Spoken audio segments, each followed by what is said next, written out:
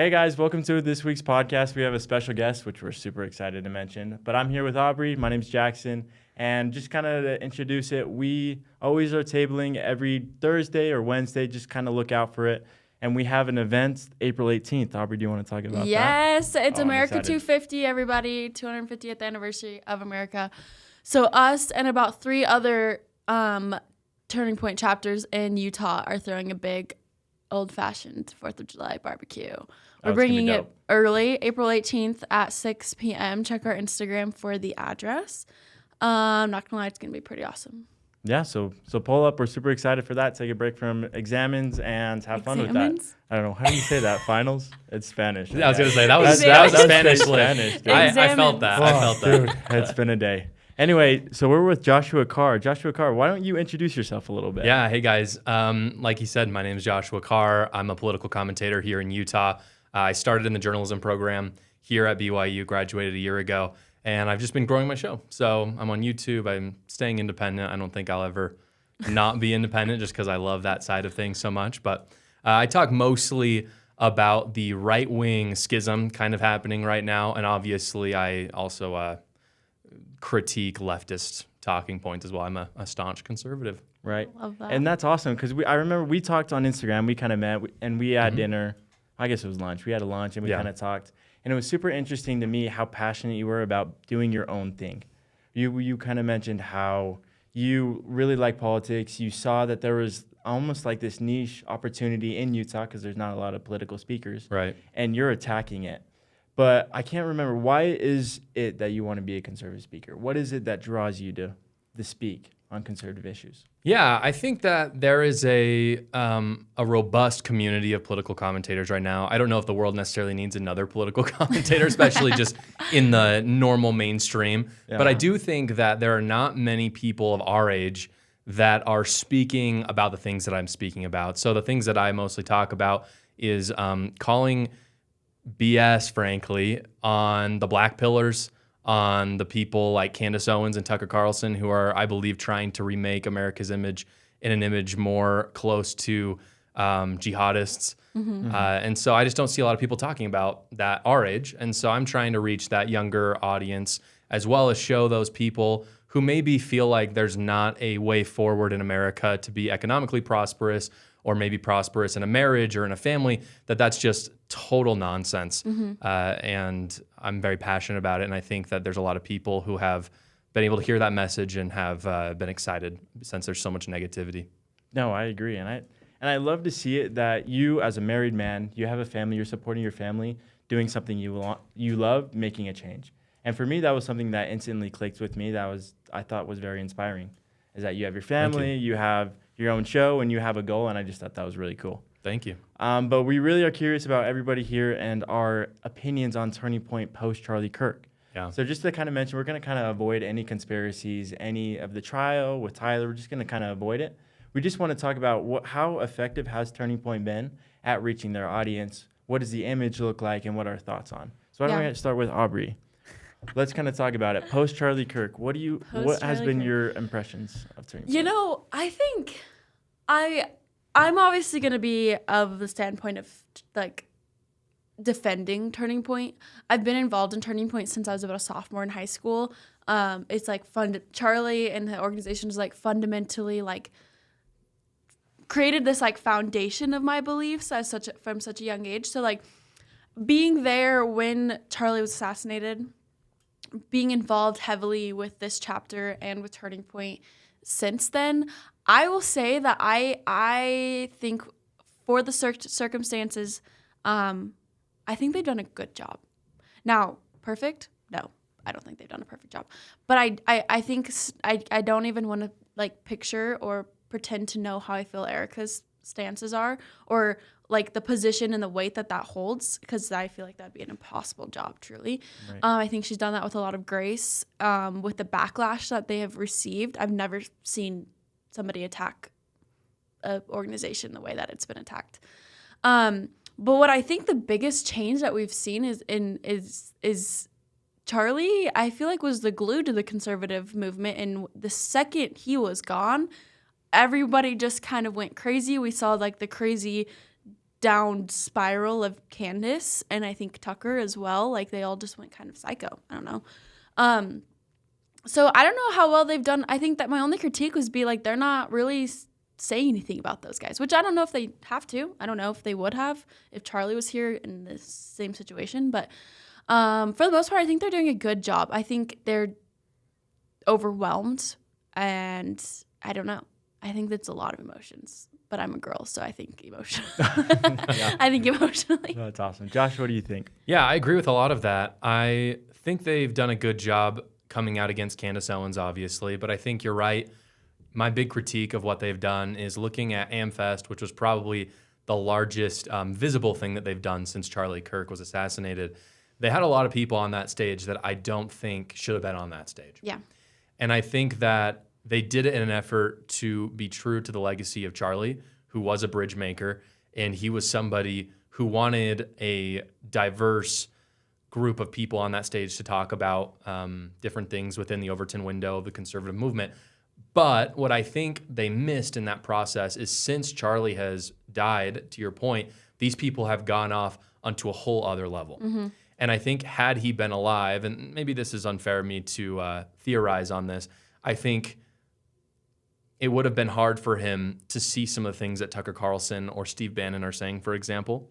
Mm-hmm. And I think it was a mistake for those people to be on stage. So moving forward to their next conference, I really hope some of those people will not be platformed. Yeah. And it's not because I want them censored. It's not because I don't think that they should be allowed to say their opinion. I've never called for any of their censorship ever, and I never will.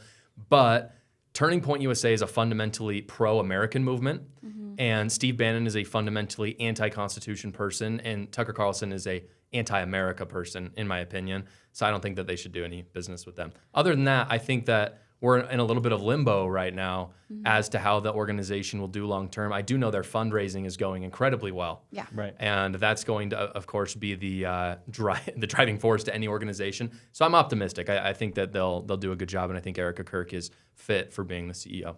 Yeah. I think that's a good thing to mention. I'm curious to hear your guys' thoughts on Erica Kirk being the CEO and kind of taking that leadership role. What have you guys seen that's positive or negative about Erica Kirk leading the company? One of my favorite things is she's like been a driving force for the high school chapters. I mean, like I've seen her go to these chapter meetings for like and high school membership I think was pretty like Charlie had a vision for it. I mean, I don't know. I'm not like best friends. I was not best friends with Charlie Kirk. Yeah. But like I know from the people I've spoken to who are really were close to him that he had a vision for it, and I think she is staying true to her husband's dreams, and like she's going after Club America, which I think is huge for the movement. Is getting those high school kids involved. So like that's one of my biggest I think she's done great. I also think she handled like her press tour with the book and the scrutiny that Candace has put her through, I think she's handling it with much more grace than I ever would. I think that for a widow to be attacked the way that she's been attacked is just like truthfully disgusting. And I think she's doing it with a lot of grace. Like she's not feeding into it. She's kind of doing her own thing. And I think she's running Turning Point the best that she can. Yeah. Josh, what are your thoughts? Yeah, well, in any C-suite, you're going to have a lot of different people. The CEO is probably the most important. But I don't know. I think some people might argue that the CFO or the COO is more important. Right. And so I actually think the CEO is largely a representative role.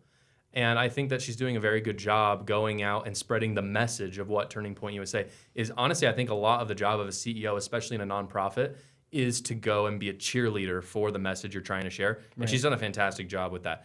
Do I think that she's like running the operations of the company? No, and I don't think that she needs to. And I think she's got a lot of people around her helping her with that. And I will say on this point, I know there's been a lot of scrutiny put on her about whether or not Charlie Kirk said she would be the CEO successor to him. I think that doesn't matter at all.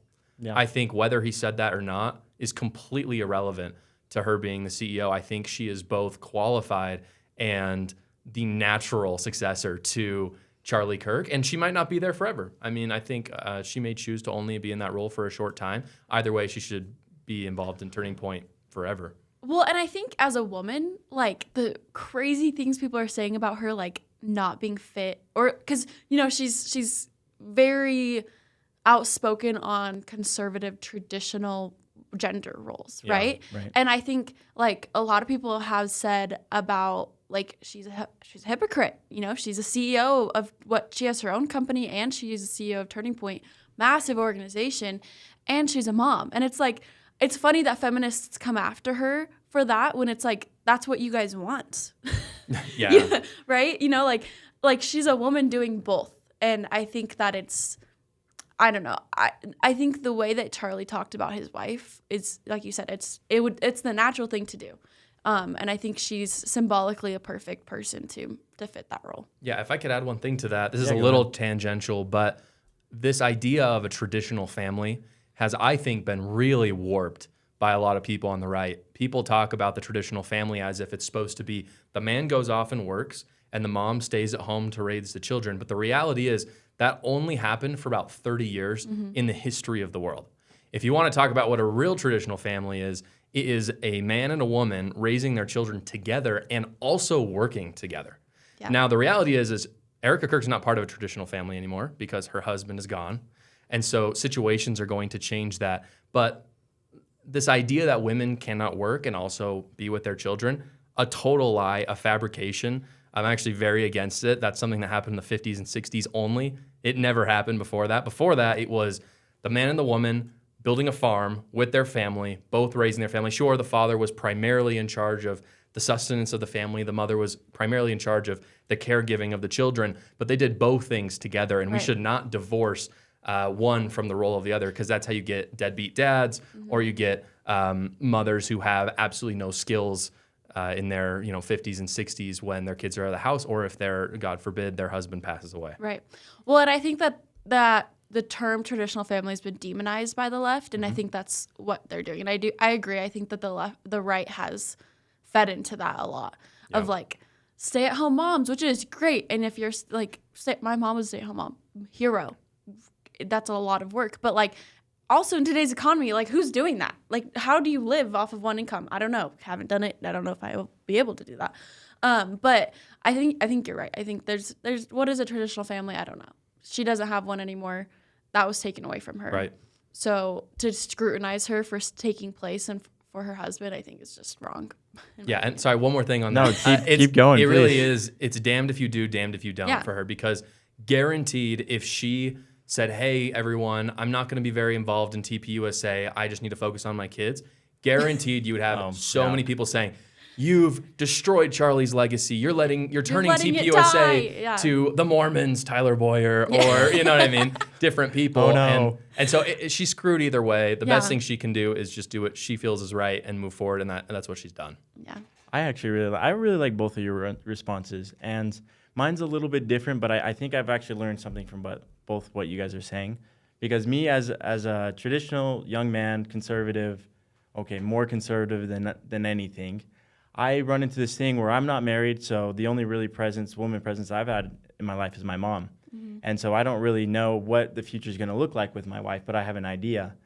But as far as Erica Kirk running Turning Point, and as far as Turning Point being post Charlie Kirk, it's actually been heartbreaking for me, because Charlie Kirk was that, and I think this is my mistake because I allowed him to be a bigger than person individual.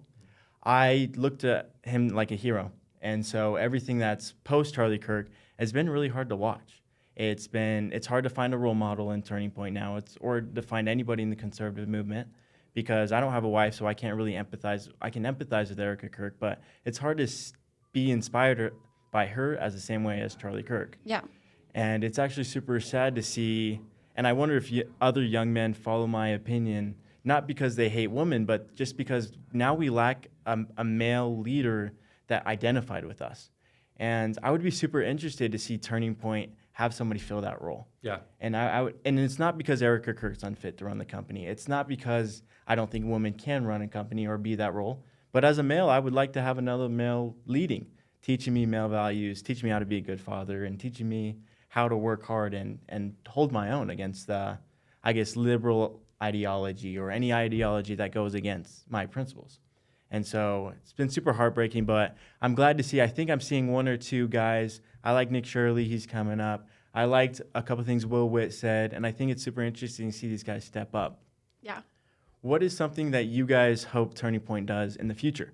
Now, right, we're 6 months after Charlie Kirk. We can kind of say that they're getting the swing of things and know how to not replace him, but move on without him. What would you guys like to see Turning Point do in the future? Let's go with Aubree. Sorry, my mic's falling. In the future, I think. I don't know. I want to bring back conversation. I want to bring back pick up the mics. I think that's the initiative they're running right now is pick up the mic. That's where I see Will Witt. I think Riley Gaines is doing one. A few other people are doing some like prove me wrongs, but I want more of that. That was the foundation of what Charlie did, right? He stood behind a table and people came and asked him questions. I've missed that a lot. And I don't really care. I care. I watched Charlie do that since the beginning. But I think they were cautious of starting that back up because number one of safety issues, but number two, like how do you fill Charlie? You can't fill Charlie's shoes, right? Like he was not to idolize him, not to put him on a pedestal because he was a human, but like he was exceptional. He was a giant in our generation for what he did, and I think that who do you take that, like who steps into that position? So I think next semester and within the next year, I think we're going to see a lot of trying to bring back the conversation, which I think is what they need to do. I agree. Thoughts? Yeah, kind of marrying both of your thoughts. I agree that we need to increase the conversation. I think that is the core of what TPUSA is and is the core of who Charlie was. I also agree with you that sometimes we get a little too romantic about the leaders in our movement. Right. And we see someone who we all really looked up to in Charlie Kirk be assassinated, and we see these other people, we feel like they're insufficient. Honestly, I've had the experience of meeting people in the conservative movement and being quite disappointed by them in person. Yeah. And that can be a little earth-shattering because you're like, I felt like this person was kind of moving the movement, and now I don't trust them to do that because I know them. And so one of the solutions to that, and I think they're doing a good job of it right now, but I'd like to see more of it, is maybe not centralizing around one person. Charlie Kirk was natural because he was the founder of the company, but I think it might be more wise to have a list of people who are willing to A, take the physical risk of going out in public, but B, who have the talent to go out and talk to people about these issues, and have it be 10 to 15 people where people know, oh yeah, Nick Shirley does a lot of this stuff, or Riley Gaines or someone like this, rather than it just being one person. Because I think if we put too much faith in one person in the conservative movement, we fail. And I've seen that with like other people we've mentioned, Tucker Carlson, Candace Owens. It feels earth-shattering when they start doing things that are seemingly completely unconservative. I think if we maybe we diversify a little bit more, we'll be a little bit safer, and TPUSA won't run into another problem like this. Well, we're all about free markets and competition, right? We give the mic to multiple people. We're going to increase our, talking points are going to be widened. Yeah. You're not going to, Charlie had the same talking points. He truly did. He had the same answers for a lot of things. Yeah. And so when you get Riley Gaines, a woman's perspective, when you get Will Witt, who's a little bit younger, who's not married and who's not doing things, or Nick Shirley, who's really young, all of these people, you get a broader version of the conservative movement instead of just one person. And I really like that because God forbid something happens again and we're back to square one. We're like, what do we do, right? Yeah. So I think that's where they're kind of going from my understanding of with the Pick Up the Mic initiative. It's really it's giving the mic to multiple people, which I think is a good stance for them to take. No, yeah, I love that. And I think that actually answers a lot of my questions about having one person romanticizing it, and also what is Turning Point going to do? I agree with you. I think they're going to let more people talk, and that's what I've seen on their platform. So I think we'll have better ideas if they do. Kind of shifting from Turning Point and post Charlie Kirk, let's kind of talk about BYU and talking conservative. We know Josh has a great perspective, but we'll just kind of give a little background. So me and Aubree, we've been talking our last podcast. We talked about how Turning Point USA, this chapter of BYU, we can't meet on campus, and how it's because we're a national chapter, but most of the political clubs that we speak to often feel backlash or often feel a lot of red tape to talk politics on campus, to bring a speaker, to be able to have free speech and discourse and talk about politics. And as a conservative, it's actually harmful, I feel like. It's harmful for me because I feel like there's not a club that represents me.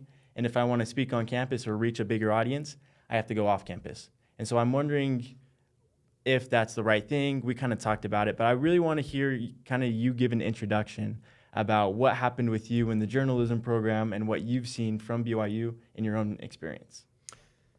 Yeah, I agree with a lot of what you said.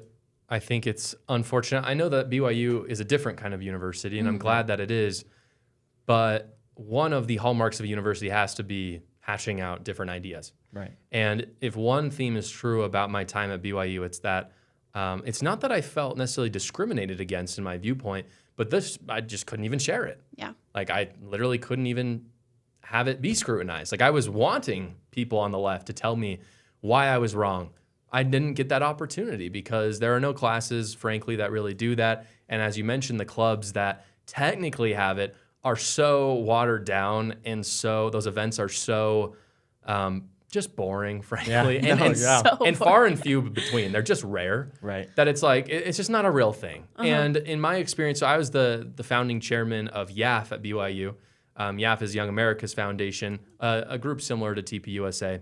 And just like you guys, I had an impossible time trying to get it on campus because they don't want to support these chapters. And I understand a little bit of the argument because the argument is, well, if we let one, we have to let them all. Yeah. And that might include letting leftist groups onto campus. And I wouldn't want that, and I don't think you would either, especially being what BYU is. Mm-hmm. So I understand a little bit of the quandary.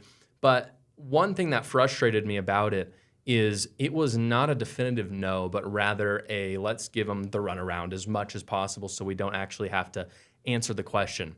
And I found that to be honestly the perfect analogy of the problem in the first place. Not only would they not discuss the possibility of getting the club, but they would not even let us discuss politics. Right. So it just seems to be this main problem at BYU of we just don't want anything that could even approach contention. Mm-hmm. And my counter to that would be, from what I've heard, and I haven't had a lot of one-on-one experiences with the first presidency or the Quorum of the 12, but they have spirited disagreements and debates all of the time. Right. And there are lots of instances in the scriptures of the same. And if we do not have them, we have no ability to get to the truth. Mm-hmm. And so you mentioned my time in journalism. Where that is difficult is we want there to be spirited debate within the students, but there are also institutional parts of BYU that are promoting leftism. Mm-hmm. And so what I would like to find is a place where the students outside of the institution, but still allowed at BYU, can have those meaningful conversations without institutions simultaneously doing leftist things. For example, when I was in the journalism program, there were routinely leftist articles coming out of the newspaper. And that newspaper is indicative of the school. And so oftentimes they would tell us, look, Josh, you can't write this right-wing article because this isn't a normal newspaper. This is a school newspaper. And I understood that actually completely. I get it. People are going to see what comes out of BYU, and whether it came from the administration or not, they're going to see it that way. But there was a double standard with leftist talking points, specifically on the topic of abortion, which I found to be particularly egregious since abortion is not a political stance. It is religious for us. It is it's a point of doctrine spoken about literally in General Conference almost every year. Maybe not this General Conference, but Elder Anderson gave a fantastic, I think it was Elder Anderson. Yeah, it was. Yeah, like a year ago. Incredible. So good. One of the best talks I've heard. And when I spoke out about that, I was given, again, a double standard of, but we have to talk about politics. It's good to give out diverse point of views. So it seems to apply when they want it to apply, but when we want something like TPUSA to be on campus, it doesn't apply. And here's my thing with BYU. And I've said this before, I'll say it again. I would not be able to go to another school. Yeah. I love BYU. I love the foundational morals and values. We pray before every class. You're not far from worship anywhere around here. My problem is I don't care that Turning Point can't be. I'm going to be so frank. I don't care that we're not on campus. I don't care that YAF wasn't on campus. Because I've talked a lot with a lot of people about YAF. That's a great organization, by the way. But I care about the fact that they don't allow students to even speak to each other. And we see the double standard. I've witnessed it.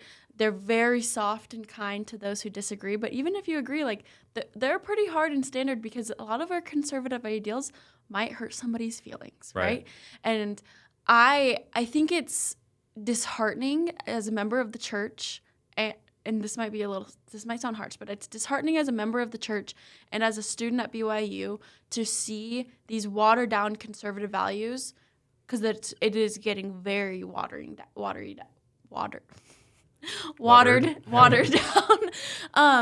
to not hurt feelings and to protect, and they're hiding behind the title of being a peacemaker. And in my opinion, being a peacemaker is not hiding. Mm-hmm. It's being okay with confrontation and doing it in a Christ-like way. And they're not doing that. They're not allowing students to do that. And I think we hear, I don't know about you guys, but I've heard professors who are saying outrageous things in classes, right? Who are pushing a left-wing agenda. But my question is if a right-wing professor was doing that, how much backlash would he get? Because these professors are still teaching. And so my thing is I get the organization, I get protecting the vision, and I get protecting maybe the image of BYU, but they're doing the students a disservice because we're going out into the world after this and we can't speak to each other. We can't. We're not getting practice on campus. We're not getting the opportunity, and I think it's going to create a lot of problems because we're seeing a division in the church of politics right now, big time. Yeah. And nobody knows how to deal with it because they're being peacemakers, and they're not going to talk about it because we're being peacemakers and we're being like Christ. Christ did not shy away from contention in the slightest. Yeah. He stood ground in what he believed in, and we're not doing that. I don't think BYU is doing that in the best way they can. Yeah, I agree. To the contrary, he specifically said that he would turn brother against brother and son against father and daughter against mother. I think he was very disruptive, in a lot of ways. One of the things that I think also comes with not having a normal civil discourse on campus is there's a lot of gossip that happens. Mm-hmm. And I think a lot of people miss that. This was something that went on in the journalism program a lot, is that there were actually quite a few conservatives in the journalism program, which surprised me. Mm-hmm. But I was maybe not the only, but I was one of the only outspoken ones. And on several occasions, I personally heard my own professors gossiping about me and gossiping about my points of view. And, maybe they'll argue that they were talking about it with love for me, but because even the professors don't know how to have a civil discourse with their students, it leads to gossip, which is the real contentious thing. Because instead of us just being able to hash our ideas out in the open, you've got people talking about each other rather than to each other. Right. No, yeah. And I think it's dangerous. That's what it is. If they want to say that political discourse, if we're talking and then it's going to get violent, that's dangerous, I completely disagree. It's way more dangerous to be quiet. It's way more dangerous to start gossiping and not learn these skills. Because in a few years, these are the next future generations that's going to lead America. And if they can't speak on campus, if we're BYU, we're the leading campus and we're the leading university and we should all be the future leaders. If we can't talk politics on campus, I would be fearful for the outcome of America. And so that's something I would like to see reform, and I think we all agree, is that not that we need Turning Point on BYU, not that we need them to even endorse or support us, but let us come and talk with others that disagree. Let us practice those conversation skills and let us gain those better abilities to express ourselves. And I think there's only benefits that we'll see forward. Yeah, I think we have the president of the church, the prophet, right? He's a constitutional lawyer. He's given some of the most incredible talks about how divine the Constitution is. Number one is freedom of speech. Number one is that the church should not only support freedom of speech and freedom of religion, which I think they do beautifully. I think we are represented great across the world. But on its own university, let those disagree with each other and learn how to do it in a Christ-like way, right? We are BYU students. We don't have to come and verbally attack one another, which happened, by the way. We went to the protest of ICE, the ICE protest across the street of BYU. Mm-hmm. BYU students saying the most vulgar things to us, and that's because we're not allowed to on campus. in my opinion. I think the more we get Agree. into our echo chambers, the more radical we all get, the more our opinions aren't contested, the more crazy and horrible things are going to happen. And it was appalling to me to see that at the protest, is that these are BYU students who are in BYU protects, truly, Right. are screaming at us and saying horrible things. And it's like, okay, if we could learn how to do this in a classroom with professors as mediators and not supporters of a certain opinion, like, think about how much better the world. That's true peacemaking to me. That's true living the doctrine of Jesus Christ to me. But I love that. I think you encapture perfectly what we think about. So we're gonna end here. I think that's good. We got a lot of content, and I actually really liked both of your guys' views on Erica Kirk leading the organization, Turning Point, post Charlie, giving the mic to more people, and BYU letting us be more conservative. Thank you so much, Josh, for sharing your kind of experience with that. Why don't we leave it just with you for the last minute or two, kind of wrap up anything you want to say, to kind of talk about your channel. Go find them on Instagram, right? YouTube, Facebook. Is there anything else I'm forgetting to go check out? Those are the main ones. We'll have the tags on our socials. I really like you. I like what you stand for, and I think you represent well what Turning Point's saying. And as a man, what I'd aspire to be one day. But is there any closing things that you would like to say? Well, I think just going back to what I said at the beginning, I think if anybody could take one thing away from the message that I try to share with people, is that America is very much still a land of freedom and of promise. The people telling you that you can't get ahead are lying to you. They're lying to you because it is very easy to make a lot of money by scaring the crap out of people. Right. Yep. It's a weird, fascinating addiction that people like to listen to things that scare the crap out of them. And it's all BS.